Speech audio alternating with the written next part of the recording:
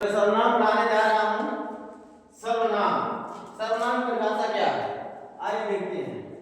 सर्वनाम, सर्वनाम दो शब्दों से मिलकर बना है। पहला सर्व, दूसरा नाम, जिसका अर्थ होता है, सर्व का अर्थ होता है सबका, नाम का अर्थ होता है पहचान। तो इसकी परिभाषा क्या बनी? शब्द की पहचान बनाने वाले शब्द को सर्वनाम कहते हैं। और दूसरी एक परिभाषा और है कि जो संज्ञा के स्थान पे शब्द प्रयुक्त होते हैं वे सर्वनाम कहलाते हैं। सर्वनाम की संख्या 11 मानी गई है और इसके भेद 6 होते हैं। आइए हम लोग देखेंगे।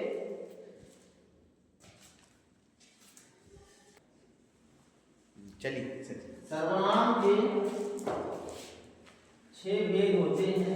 भेद 6 हैं और इनकी संख्या 11 है।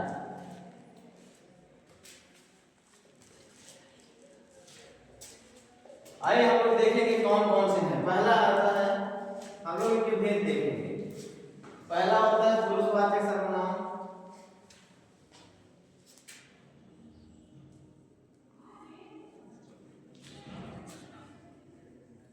दूसरा होता है निजवाचक सर्वनाम,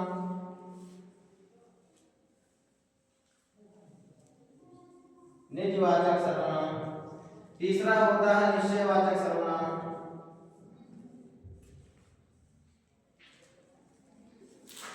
निश्चयवाचक सर्वनाम, चौथा होता है अनिश्चयवाचक सर्वनाम,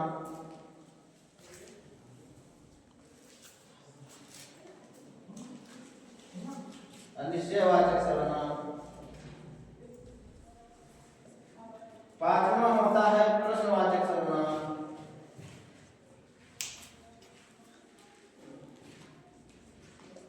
छठा होता है संबंधवाचक।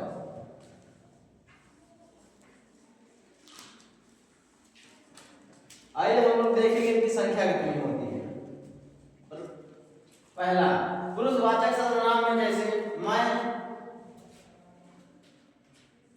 तुम।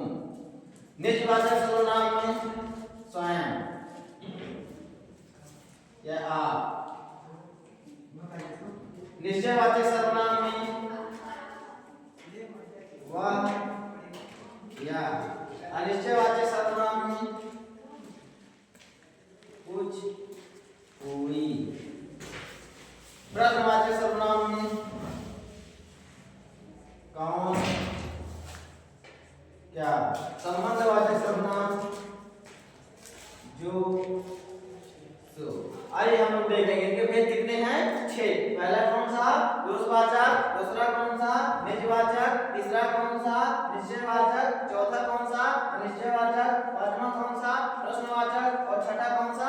संबंधवाचक होता है। प्रश्नवाचक, पुरुषवाचक में कौन कौन सा सर्वनाम आते हैं? इनकी संख्या देखेंगे 1 2 3 4 5 6 7 8 9 10 11। इनकी संख्या कितनी हुई? 11 हुई और भेद कितने हुए? 6 हुए, है ना। तो देखिएगा पुरुषवाचक में कौन कौन सर्वनाम आते हैं? जैसे मैं और तुम। निजवाचक सर्वनाम में कौन से आते हैं? जैसे स्वयं। निश्चयवाचक में कौन से? यह, वह। अनिश्चयवाचक में कौन से? कुछ, कोई। प्रश्नवाचक सर्वनाम में कौन, क्या। और संबंधवाचक सर्वनाम में जो, सो। आइए हम एक एक उदाहरण दे करके समझाते हैं। सब कोई लिख ले इसको अपना। फिर आइए हम लोग एक एक करके जानेंगे। पहला हमारा कौन सा सर्वनाम था? पुरुषवाचक सर्वनाम था। पुरुषवाचक सर्वनाम। आइए इसके 3 भेद होते हैं। इसके कितने भेद होते हैं? 3 भेद होते हैं पुरुषवाचक सर्वनाम के। कौन कौन से? पहला होता है उत्तम पुरुष,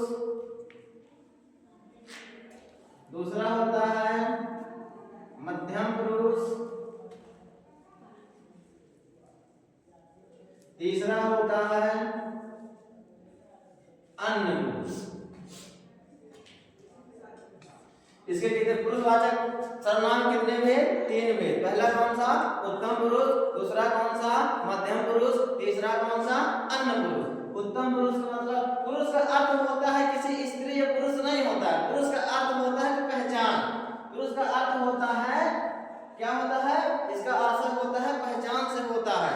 इसका मतलब ये नहीं है कि किसी स्त्री या पुरुष का नाम है। तो आइए, उत्तम पुरुष कौन सा होता है? बोलने वाला। हाँ, पुरुषवाचक के कितने भेद हैं? 3 भेद हैं। कौन कौन से? पहला है उत्तम पुरुष, दूसरा है मध्यम पुरुष, तीसरा है अन्य पुरुष।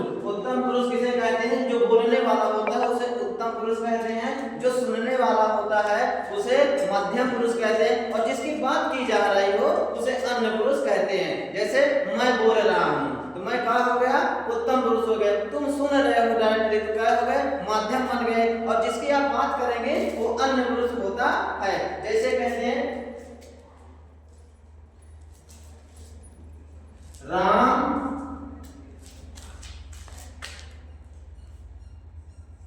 बहुत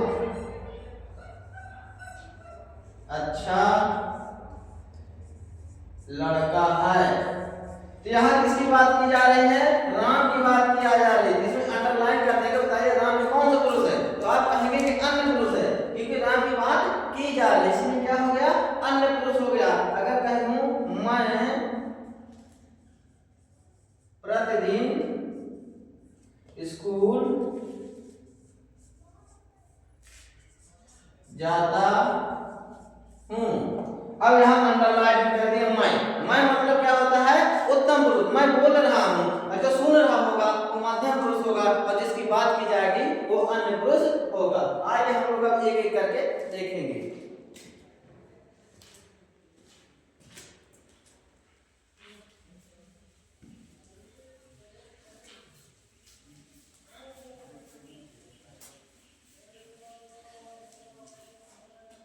आइए देखेंगे उत्तम पुरुष में कौन कौन से शब्द आते हैं। उत्तम पुरुष, उत्तम पुरुष जैसे मैं, मेरी, मुझ में, मुझसे, मुझ पर, मेरे लिए। जो भी आएंगे सब ये शब्द किसमें आएंगे? उत्तम पुरुष में। जैसे कहते हैं मेरे लिए कोई कार खरीदी गई, तो कौन सा अगर अंडरलाइन करेगा मेरे में तो कौन सा पुरुष हो जाएगा? उत्तम पुरुष हो जाएगा। मध्यम पुरुष में कौन कौन शब्द आते हैं?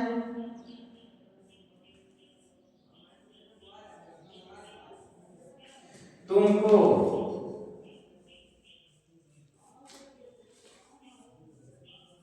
तुम्हारे लिए, तेरे को, तुझ में,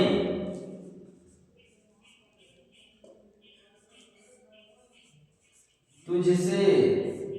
ये सारे शब्द आते हैं मध्यम पुरुष में। अन्य पुरुष में कौन शब्द आएंगे? अन्य पुरुष में आते हैं उसकी, इसकी, ये सारे शब्द आते हैं। आइए एक एक उदाहरण दे करके हम सब समझाते हैं। लिख लीजिए, फिर रेस्ट करते हैं।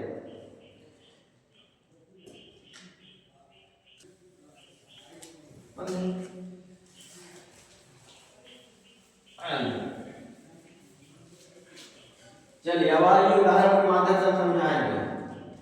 जैसे कह दिया जाए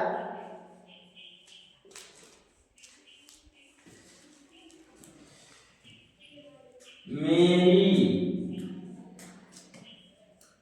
गाड़ी खराब है। अब मेरी में अंडरलाइन कर देगा। क्या कहेगा? मेरी गाड़ी खराब है, और मेरी में अंडरलाइन कर दिया। पूछेगा रेखांकित शब्द में कौन सा पुरुष है, तो आप क्या बताएंगे? इसमें उत्तम पुरुष है, क्योंकि मेरी बात कर रहा है। बताएं तो बोलने वाला होता है वो उत्तम पुरुष होता है, और सुनने वाला होता है मध्यम, और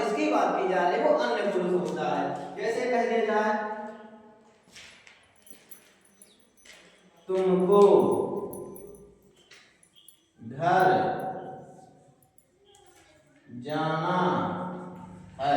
अब तुमको अंडरलाइन कर दिया, क्या बोलेगा? तो तुमको घर जाना है रेखांकित पद में कौन सा सर्वनाम है? तो आपको बताना पड़ेगा, इसमें तुमको लगा दे, इसलिए कौन सा सर्वनाम हो जाएगा? मध्यम पुरुष हो जाएगा।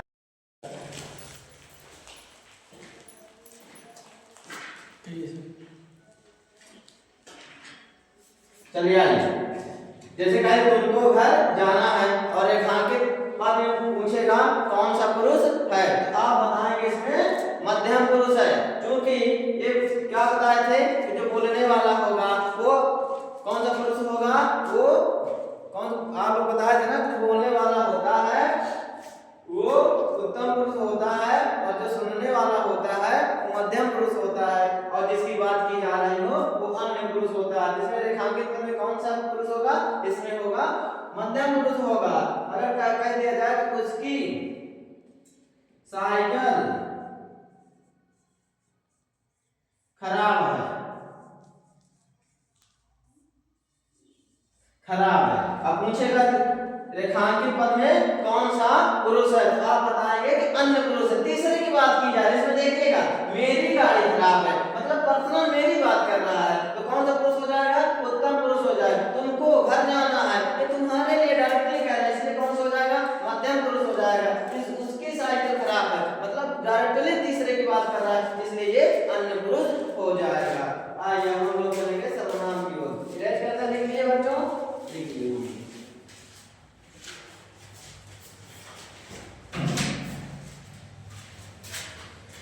आइए पहले हम लोग, अब पहले हो गया, अब दूसरा हम लोग चलेंगे निजवाचक पर।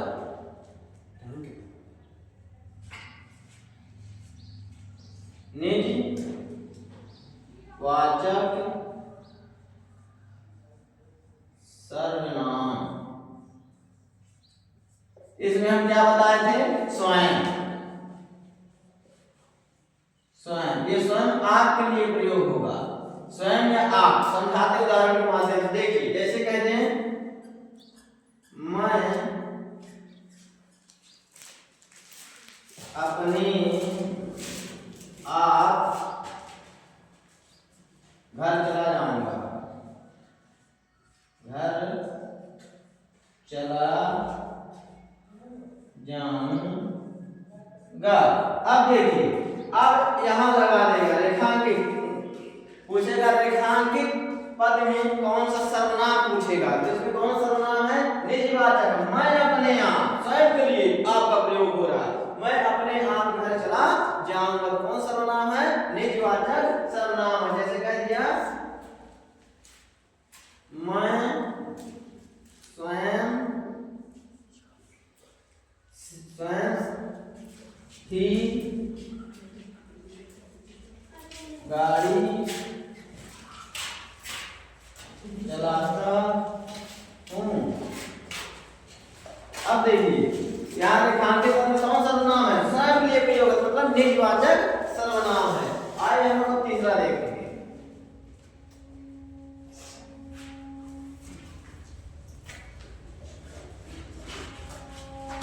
तीसरा कौन सर्वनाम है? निश्चयवाचक सर्वनाम है। निश्चयवाचक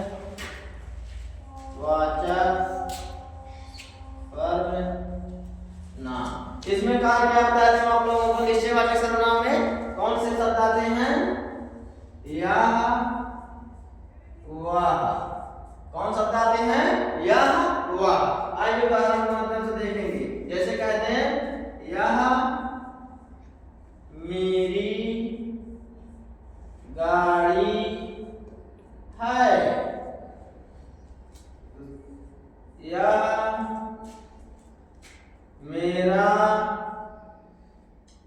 यह मेरा घर है। अब देखिए यह मेरी गाड़ी है, निश्चित है, एकदम क्लियर है, यह मेरी गाड़ी है, यह मेरा घर है, एकदम निश्चित है, इसमें निश्चित नहीं है, एकदम क्लियरेशन है, यह मेरा घर है, यह मेरी गाड़ी है। वह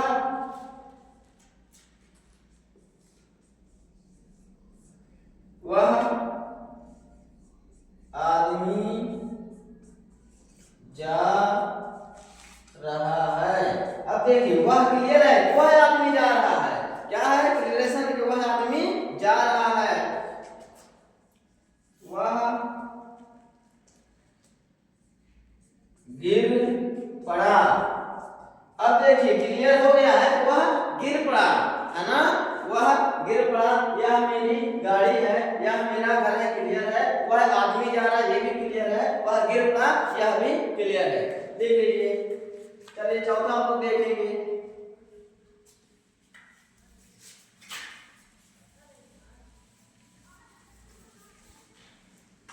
चौथा है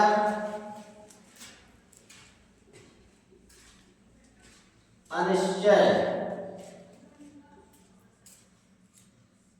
वाचक सर्वनाम। इसमें क्या होता है, कुछ कोई, ये दो शब्द आते हैं। अनिश्चय वाचक सर्वनाम में कौन शब्द आएंगे, कुछ या कोई आएंगे। देखिए कैसे, जैसे कोई आया होगा, कोई आया होगा।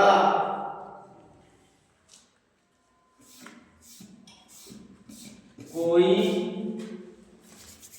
गया है, यहां से कोई गया है, यहां से कोई गया है। अब यहाँ कहेगा रेखांकित पद में कौन सा सर्वनाम है। देखिएगा कोई आया होगा, क्लियर नहीं है कौन आया है, कोई आया होगा, इसमें कोई कंफर्म नहीं है कौन आया होगा। दीदी आई होंगी, भैया आए होंगे, मौसा आए होंगे, बुआ आए होंगे, लेकिन कोई क्लियर नहीं है कौन आया होगा, लेकिन कोई आया होगा है ना।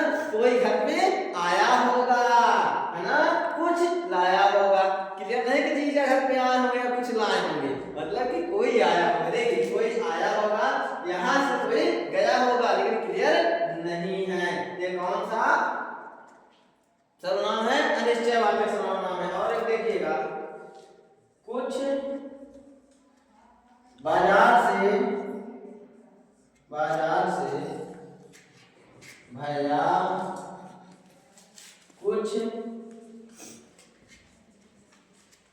लाए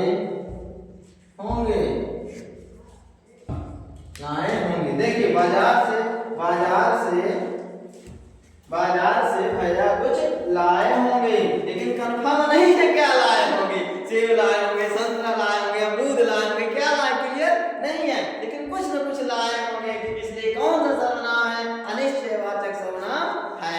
बात समझ रहे हैं बच्चों। देखिए क्लियर नहीं है आप ना, भैया बाजार से भैया कुछ लाए होंगे। अब क्या लाए, तुम्हारे लिए संतरा ले आए हैं कि क्या ले आए, कुछ पता थोड़ी है। क्या आप लोगों के लिए गोलगप्पे ले आए हैं, ऐसे थोड़ी ना है, अब पता नहीं क्या लिया है। इसलिए कौन सा सर्वनाम है, अनिश्चय वाचक सर्वनाम है। आइए चलो पांचवें नंबर पे चलेंगे हम लोग। देखिए बच्चों, चलिए रेस्ट करें। आइए पांचवा नंबर है प्रश्नवाचक सर्वनाम। प्रश्नवाचक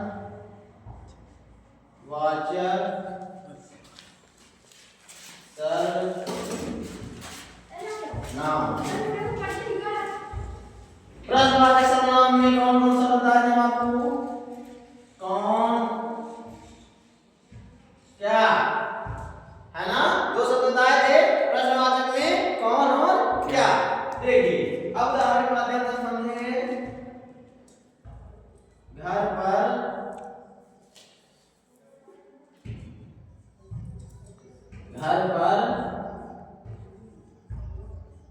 कौन आए हैं, कौन आया है, कौन आया है। क्या तुम बाजार जाओगे, कौन हो आप। देखिए घर पर कौन आया होगा, ये रेखांकित शब्द है, क्या कौन है ना, घर पर कौन आया है। मैं प्रश्न कर रहा हूँ आपसे, घर पर कौन आया है, आप बताएंगे कि भैया आए हैं, कि जीजू आए हैं, कि दीदी आई है बहुत दिन बाद, है ना। कौन आया है, उत्तर मिल रहा है, कोई भी आया होगा आप उत्तर में देंगे मम्मी आए हैं, पापा आए हैं, ये मामा आए हैं, है ना। घर पर कौन आया है मतलब कोई आया होगा, इसलिए कौन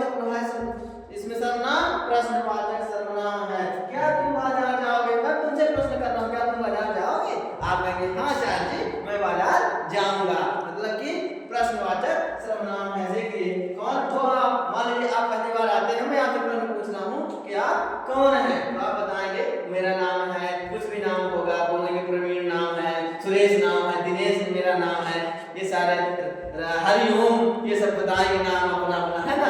ये देखिए ये कौन सा बात हो गई, प्रश्नवाचक सर्वनाम है। अब हम लोग लिख लीजिए, हम लोग चलेंगे लास्ट हमारा छठवां संबंधवाचक। चलो छठा है हम लोगों का संबंधवाचक सर्वनाम। संबंधवाचक सर्वनाम आपको राइटिंग करना जाएगा, पढ़ाएंगे बहुत बिंदास, समझ लीजिए 10वीं कितनी तैयारी करा देंगे कि हमारे पढ़ाए हुए से बाहर एक भी नहीं जाएगा, गारंटी के साथ मैं बोल रहा हूँ, बस आप जुड़े रहिएगा। संबंधवाचक में कौन कौन से बताए थे, जो सो, है ना, कौन कौन से, जो और सो बताए थे, दो बताए थे कि नहीं बताए थे, बताए थे। अब आइए उदाहरण के माध्यम से क्या बनाएंगे, जो तुम मेरी जिंदगी में न आती तो हमारी जिंदगी खराब ना होती। देख लीजिए कैसे बन रही है, हैं? अगर वो न आती तो काहे जिंदगी खराब होती। आइए संबंध जुड़ रहा है कि नहीं जुड़ रहा है ना। आइए ये उदाहरण एक दे दें, राम जो वन ना गए होते तो दशरथ की मृत्यु ना होती, मृत्यु ना होती। देखिए एक शब्द से दूसरा शब्द जुड़ जाएगा, राम जो वन को ना गए होते तो दशरथ की मृत्यु ना होती।